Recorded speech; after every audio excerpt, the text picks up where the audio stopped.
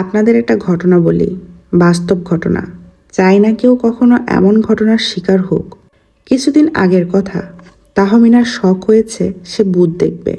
ভৌতিক এক অভিজ্ঞতা সে নিতে চাচ্ছে। তাকে কোনোভাবে বোঝাতে পারছি না যে একবিংশ শতাব্দীতে ভূত বলে কিছু নাই। জিনটিন যা আছে সেসবও ধরা যায় না, দেখা যায় না। ছোট বাচ্চাদের মতো জিদ ধরেছে ভূত দেখবে সে। ভৌতিক এক পরিবেশে ছোটখাটো একটা অ্যাডভেঞ্চার দিবে সে। আমাকে 7 দিনের আলটিমেটাম দিয়েছে যেন এই কয়েকদিন আমি সব ব্যবস্থা করি। তা না হলে 8ম দিনে তাকে যেন বাপের বাড়ি রেখে আসি। কেবল আলটিমেটাম দিয়েই ক্ষান্ত হয়নি, রীতিমতো আমার সাথে কথা বলা বন্ধ করে দিয়েছে। রাতে শুতে এলে সে আমার উল্টো দিকে মাথা দিয়ে শুয়ে থাকে। আমি উত্তর দিকে মাথা দিলে সে দক্ষিণ দিকে মাথা দেয়। ঘুমের ভাব ধরে আমার মুখের উপর পা তুলে দেয়। সকালের নাস্তাটাও আমার হোটেলে খেতে হচ্ছে। সংসার জীবনে একসময় বউ হয়ে যায় বড় বাচ্চা। ছোট বাচ্চাদের বুজুং বাজুং দিয়ে শান্ত করা যায়, কিন্তু বড় বাচ্চাদের আবদার না মেটানো অবধি শান্ত হয় না। সমবয়সী অফিসের কলিগ ফয়সালকে এই যন্ত্রণার কথা বলতেই সে বলল, এক কাজ করতে পারেন। সাতক্ষীরার এক গ্রামে পুরাতন এক বাড়ি আছে। শুনেছি সে ব্রিটিশ আমলের শুরুর দিকের বাড়ি। এখন পর্যন্ত সরকার সেটা রক্ষণাবেক্ষণের কোনো ব্যবস্থা করেনি। মানুষজনও সেখানে যায় না ভয়ে। বেশ কয়েক বছর আগে নাকি এক ছেলে মেয়ে প্রেম করতে গিয়ে অস্বাভাবিকভাবে গত হয়ে গেছে। এরপর থেকে ওই বাড়ির দিকে কেউ পাও বাড়ায় না। পুরনো গ্রাম, মানুষজনও থাকে কম। একদিন ভাবিকে নিয়ে সেখান থেকে ঘুরে আসুন। বাসায় এসে তাহমিনাকে ওই বাড়ির কথা বললাম, সাথে আরও ইন্টারেস্টিং এবং ভৌতিক করার জন্য বললাম ওই বাড়িটা অভিশপ্ত। কয়েকশো বছর আগে এক জাদুঘর থাকতো সেখানে, কালো জাদু করতো।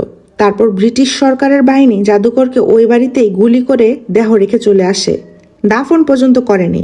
এরপর থেকে ওই বাড়িটাকে অভিশপ্ত বলে সবাই। আমার মুখ থেকে এই কথা শুনে এক লাফে এসে আমার কাছে চলে আসলো।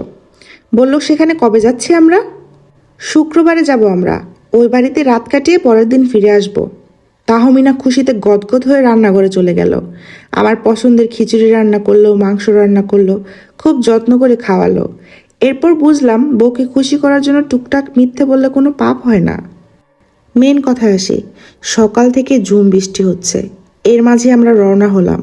ফয়সাল সাহেবের থেকে ওখানকার ঠিকানা নিয়েছি। সাতক্ষীরার একদম ভিতরের গরুলিয়া গ্রামের শেষ বাড়িটাই। তাহমিনা এক রাত থাকার জন্য জামা নিয়েছে 6টা। সে নাকি ওখানে গিয়ে ছোটখাটো একটা ব্লগ করবে। তার যুক্তি, কোন ড্রেস ওই পরিবেশে মানাবে সেটা তো ঢাকায় বসে জানা যাবে না, এজন্যই 6টা ড্রেস নেওয়া।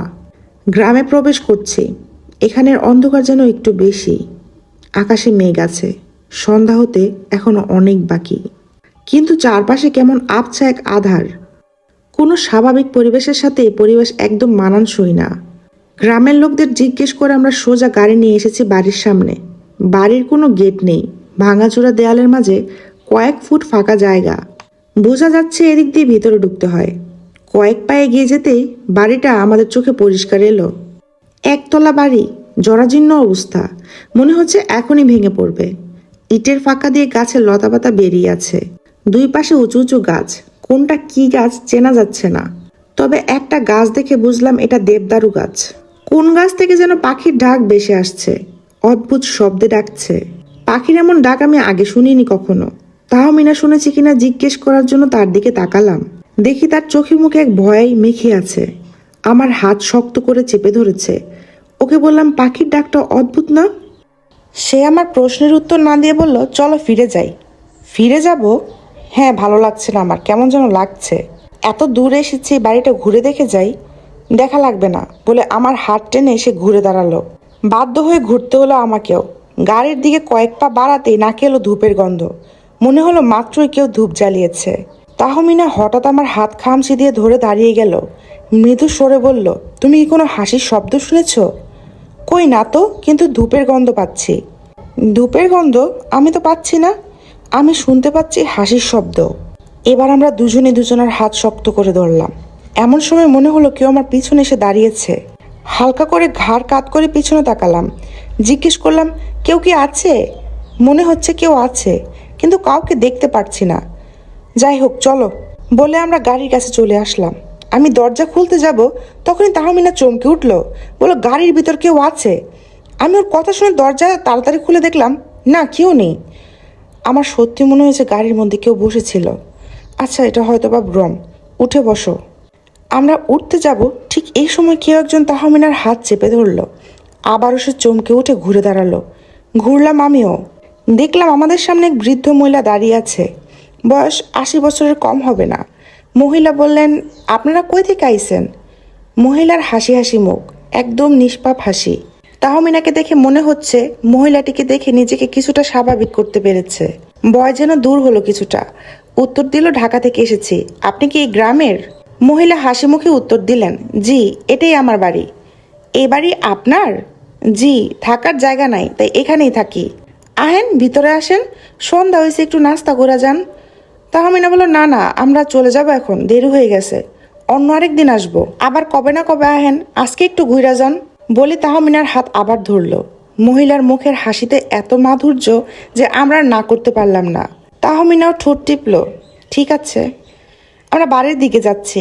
আমি খেয়াল করছি মহিলার মুখের দিকে। মুখের যে হাসি আছে তা যেন প্রতিটা পা ফেলার সাথে সাথে মুছে যাচ্ছে। কেমন এক অদ্ভুত অভয় ধারণ করেছে। তাহমিনাকে আমি কিছু বলতে যাব, তার আগে মহিলাটা হাত ধরে দরজার কাছে নিয়ে গেল। ভাঙাচোরা এক কাঠের দরজা দিয়ে আমরা ঘরের ভিতরে ঢুকলাম। ভিতরের অবস্থা দেখে আমাদের দুজনের চোখ কপালে উঠে গেল। ভিতরের অবস্থা যেন বাহিরের দুনিয়া থেকে একদমই আলাদা। এজন্য এক রাজপ্রসাদ, অন্দরমহল। মাথার উপর ঝুলছে মোমবাতি বসানো ঝাড়বাতি। চারপাশে চেয়ার টেবিল চকচক করছে। এখনকার বাজারে এই ধরনের রাজকীয় চেয়ার পাওয়া খুবই মুশকিল। পেলেও লাখ টাকার উপরে দাম হবে।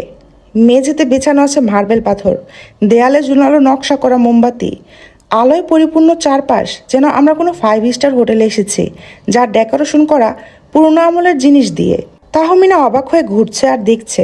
ঘুরে ঘুরে এগিয়ে গেলে একটা ফুলদানির কাছে, একদম তাজা ফুল রাখা।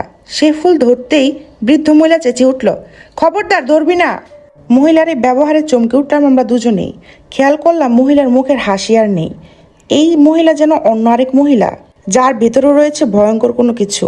মহিলাটি বললেন, চুপচাপ এই চেয়ারে বসেন, আমি ভিতর থেকে আসছি। বলে মহিলা ভিতরের ঘরে চলে গেলেন। আমি আর তাহমিনা চেয়ারের হাতল ধরে দাঁড়িয়ে আছি। সে বলল, চলো চলে যাই। দরজার দিকে তাকালাম, এজন্য সোনায় মোড়ানো কোনো লোহার দরজা। বললাম, উনি আসুক। বলে বেরিয়ে যাচ্ছি। একসময় শুনতে পেলাম দূর থেকে ভেসে আসছে মাগরিবের আজানের ধ্বনি। তার সাথে সাথে ঘরের রূপ যেন বদলে যেতে লাগলো। নিভে যেতে লাগলো ঘরের আলো। মরে গেল তাজা ফুলগুলো। কাঠের চেয়ারে দেখা দিল ধুলোবালু আর মাকড়সার জাল। মুহূর্তে ঘর হয়ে গেল অন্ধকার। বদ্ধ করে ব্যবসা গন্ধে কোনো প্রাণী গত হয়ে যাওয়ার গন্ধ মিলে আমাদের ভূমি চলে আসলো প্রায়। আজান শেষ হওয়ার সাথে সাথে আবারও ঘরের আলো ফিরে এলো। হয়ে উঠল রাজপ্রসাদ। ছড়াতে লাগলো আতরের সুঘ্রাণ। মনে হচ্ছে চোখের সামনে সবকিছু ফিল্টার ব্যবহার হচ্ছে। তাহমিনাকে বললাম, বাস্তবে কি কোনোভাবে এসব সম্ভব? তাহমিনা চালাক মেয়ে, অল্প সময়ে পরিস্থিতি বুঝে ফেলার ক্ষমতা তার আছে। সে বলল, আমরা ট্র্যাপে পড়ে গেছি। আজানের সময় ঘরের যে অবস্থা ছিল সেটাই বাস্তব চিত্র। আমরা এখন যা দেখছি এসব হ্যালুসিনেশন, বলতে পারো জাদু করে দেখানো হচ্ছে। আজানের সময় শয়তানি কাজ কারবার হয় না, তাই আসলটাই দেখেছি আমরা। এই বুড়ি হচ্ছে ডাইনি, আমাদের শেষ করে ফেলবে, এজন্য এখানে এনেছে। বললাম, এখন উপায়? চলো পালাই। সম্ভব না, আমরা এখন জাদুর ভিতরে আছি। বুড়ির হাতে সব শক্তি, পালাতে চাইলেও পারবো না। আমাদের অপেক্ষা করতে হবে এশারের আজানের পর্যন্ত। যেই আজান শুরু হবে, এক ধাক্কায় দরজা ভেঙে আমরা পালাবো।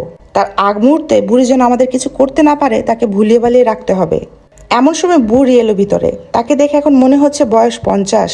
তার হাতে 2টা প্লেট টেবিলের উপর নামিয়ে রেখে বললেন, নেন খান।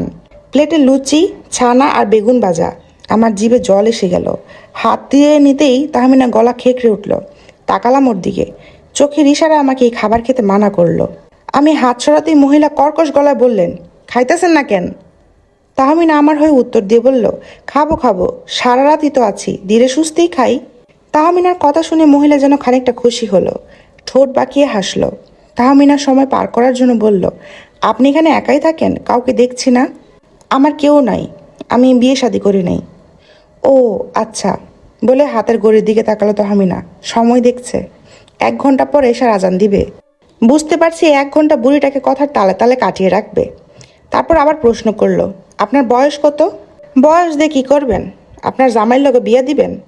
না, দেখে মনে হচ্ছে আপনার বয়স 40।